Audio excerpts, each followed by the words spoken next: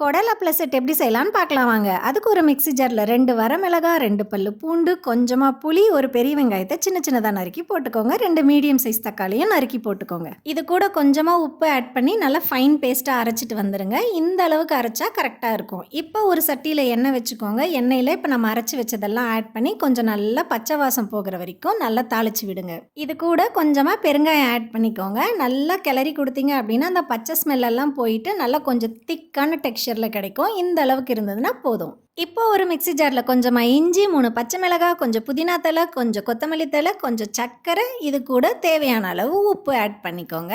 இந்த சட்னி கலர் மாறாமல் க்ரீனாகவே இருக்கிறதுக்காக 2 ஐஸ் கியூப்ஸ் ஆட் பண்ணி இதை ஃபைன் பேஸ்ட்டாக அரைச்சிட்டு வந்துருங்க.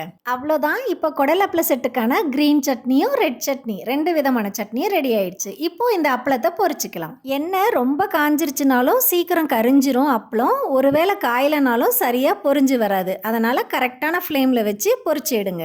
உள்ளே ஸ்டஃப் பண்ணுறதுக்காக கேரட், பீட்ரூட், வெங்காயம், கொத்தமல்லி எல்லாம் ரெடி பண்ணிக்கோங்க. அவ்வளோதான் இதுக்கு தேவையான பொருட்கள். இப்போ ஒரு பாத்திரத்தில் நம்ம துருவி வச்சுருக்க கேரட், துருவி வச்சுருக்க பீட்ரூட், குட்டி குட்டியாக நறுக்கி வச்சுருக்க வெங்காயம், இது கூட கொத்தமல்லி, இதை எல்லாத்தையும் நல்லா மிக்ஸ் பண்ணுங்கள். இது கூட உப்பு ஆட் பண்ணணுன்னு அவசியம் இல்லை. இதுவே கரெக்டாக இருக்கும். இப்போ ஒரு குடல் அப்பளத்தை எடுத்து கட்டை விரலால் கொஞ்சம் மெதுவாக இந்த மாதிரி ஓட்டை போட்டுக்கோங்க. இதுக்குள்ளே தான் நம்ம சட்னி மற்றது எல்லாத்தையும் ஸ்டஃப் பண்ண போகிறோம். இப்போ உங்கள் காரத்துக்கு ஏற்ற மாதிரி ரெட் சட்னி, உங்களுக்கு காரத்துக்கு ஏற்ற மாதிரி க்ரீன் சட்னி ஆட் பண்ணிக்கோங்க.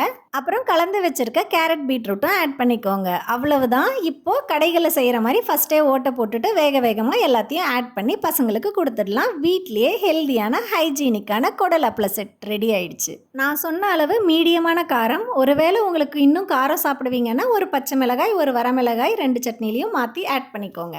யாருக்கெல்லாம் இது பிடிக்கும்னு கமெண்ட் பண்ணுங்கள், நானும் தெரிஞ்சுக்கிறேன்.